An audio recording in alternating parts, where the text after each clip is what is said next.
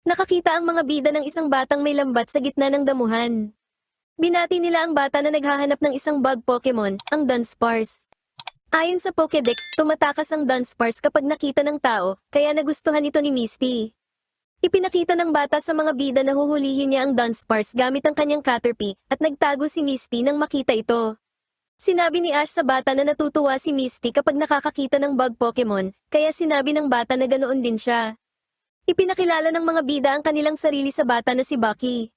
May dumaang mga bata na maraming dalang Dunsparce at sinabihan si Bucky na magmadali sa playground.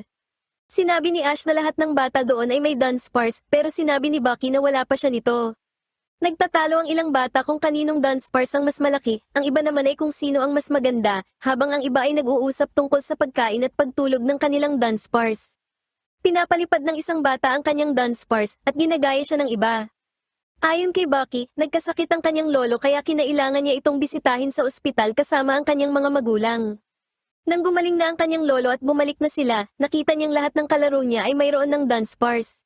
Sinubukan niyang maghanap nito pero wala siyang nahanap. Nasabi tuloy ni Brock na naging sparse o madalang na ang mga Dunsparce, pero pinagalitan siya ni Misty at sinabing hindi ito oras para sa biro. Gayunpaman, naiintindihan na ng mga bida kung bakit gustong-gusto ni Bucky ang Dunsparce. Ang bata na may lumilipad na Dunsparce ay niyaya si Bucky na makipagkarera sa kanilang mga Dunsparce gamit ang kanyang Caterpie sa isang obstacle course. Nagsimula ang karera at ginawa ng Caterpie ang lahat pero naiwan pa rin ito ng mga Dunsparce. Naawa ang mga bida kay Caterpie dahil dehadong-dehado ito sa mga Dunsparce. Nakita ng Team Rocket ang karera at ayaw ni Jessie sa mga Dunsparce, kaya nag-focus sila sa paghuli kay Pikachu. Sinisikap ni Caterpie na mauna sa pag-akyat sa hagdan, pero lumipad lang ang Dunsparce ng bata sa ibabaw nito. Nabigong umakyat si Caterpie at nahulog. Nang makitang pagod na si Caterpie, umatras na lang si Bucky sa karera. Pinagalitan ng isang batang babae si Timothy, ang nag-imbita kay Bucky sa karera. Pinabalik na ni Bucky sa Pokeball si Caterpie. Nagpa siya ang mga bida na tulungan si Bucky na makahanap ng Dunsparce. Inilabas ni Ash sina Totodile, Noctowl, at Chikorita, habang inilabas naman ni Misty si Poliwhirl at si Brock naman ang kanyang Golbat para tumulong sa paghahanap. Hinangaan ni Bucky ang kanilang mga Pokemon, habang si Misty ay pinayuhan siya na sa pamamagitan ng maraming training at swerte ay makakahuli rin siya ng maraming Pokemon. Lumabas si Psyduck kaya inisip ni Misty na gusto nitong tumulong sa paghahanap, pero tumayo lang ito at walang ginawa. Naghahanap ang mga bida, nang biglang makakita sina Togepi at Pikachu ng isang bagay na naghuhukay ng tunnel at nakitang isa itong Dunsparce. Pero hindi naging mabilis si Bucky sa paghuli sa Dunsparce kaya nakatakas ito sa ilalim ng lupa. Biglang hinuli sina Totodile, Pikachu, Chikorita, at Togepi ng Team Rocket na nakabihis bilang mga pirata. Tinanong ni Misty kung bakit ganoon ang suot nila, pero hindi alam ni na Jessie at James, habang inisip naman ni Meowth na nagkamali lang ng ibinigay na damit sa kanila ang dry cleaner.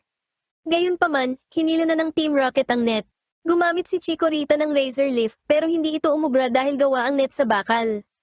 Inilabas ni Ash si Cyndaquil na sinunog ang net gamit ang flamethrower para mapalaya ang mga nahuling Pokemon.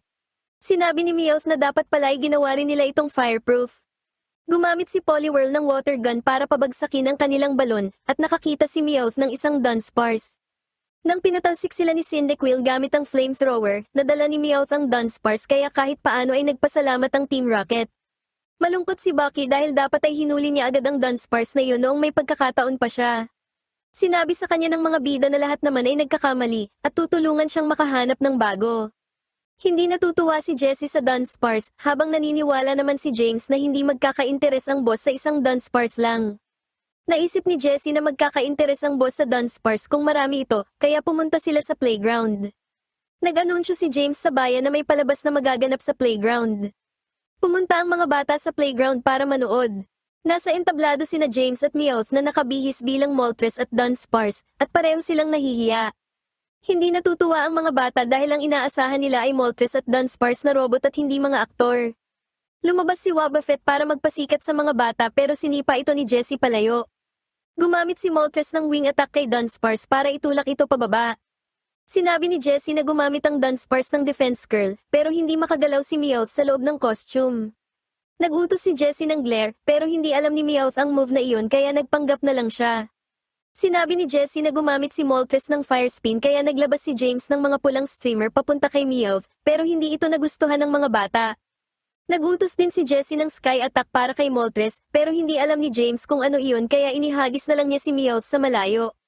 Pagkatapos ng pangit nilang palabas, inalok ng Team Rocket ang mga bata na ipalit ang kanilang mga Dunsparce para sa Moltres.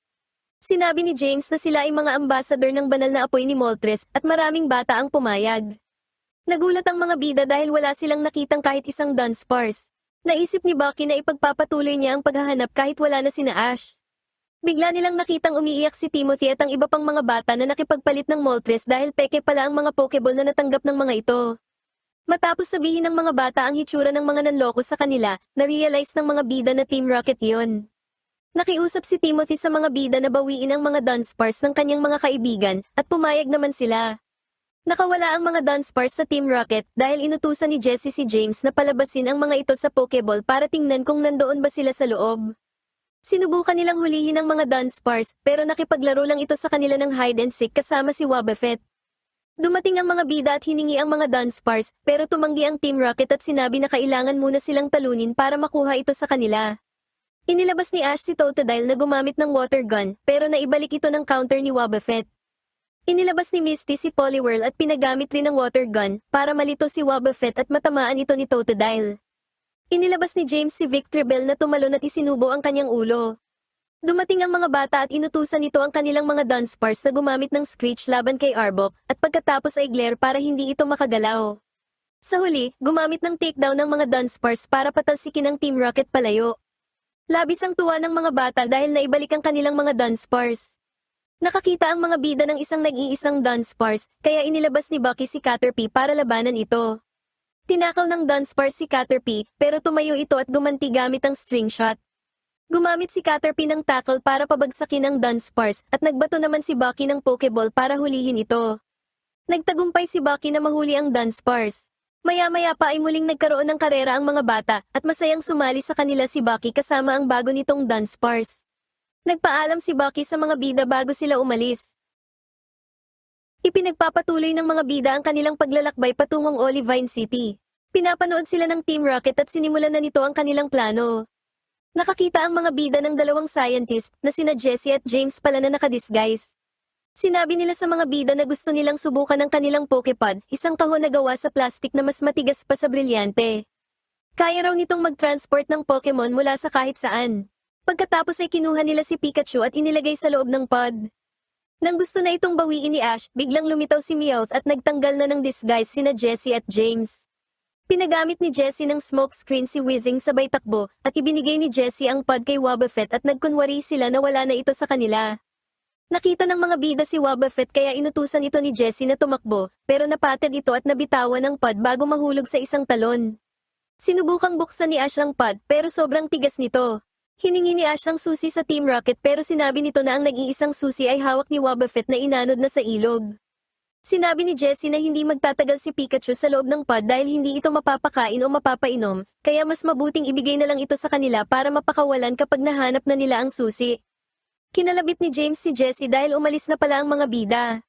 Habang nakasakay sa kanilang balon, sinabi nila sa mga bida na mapapasa kanila si Pikachu kung makukuha nila ang susi.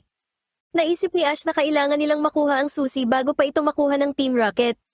Lumulutang si Wobbuffet sa ilog at nakakita ng ulap na kamukha ni Jessie, kaya pumalakpak ito. Nakatagpo siya ng isang quagsire na itinuro ang isang daanan. Nakita ng Team Rocket at ng mga bida si Wobbuffet kaya sinundan nila ito.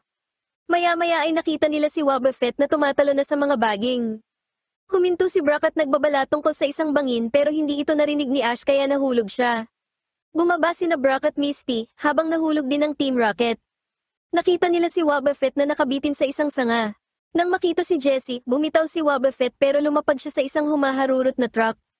Dumating ang mga pulis kaya tumakas ang Team Rocket habang sumama naman ang mga bida kay Officer Jenny para habulin ang truck. Sinabi ni Jenny na ang driver ng truck ay si Gonef, isang magnanakaw ng mga alahas at ginto. Nakipag-flirt si Brock kay Jenny at sinabing nandyan lang siya kung makatakas man si Gonef. Hinili siya ni Misty at sinabing marami ng problema si Jenny. Nabalitaan ni Jenny na hinarangan na ng mga pulis ang tulay. Natutuwa si Gonef dahil sa tingin niya ay maloloko niya ang mga pulis.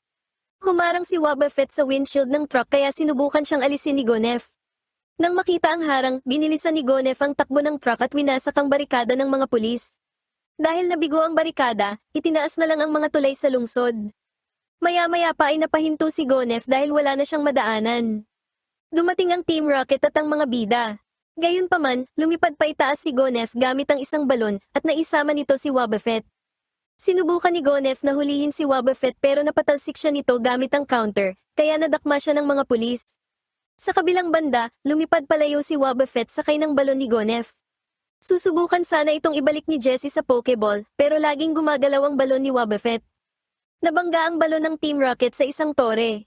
Agad na pinigilan ni Meowth na lumabas ang hangin sa balon, pero biglang tumalon dito si Wobbuffet kaya mas lumaki ang butas at tuluyan na silang tumalsik. Gumamit si Ash ng martilyo para sirain ang pod, pero hindi pa rin ito umubra. Nakita nila ang tumilapon na si Wobbuffet, kaya inilabas ni Ash si Chikorita na gumamit ng Vine Whip para makuha ito, pero bumangga ito sa tulay at nahulog sa isang bangka.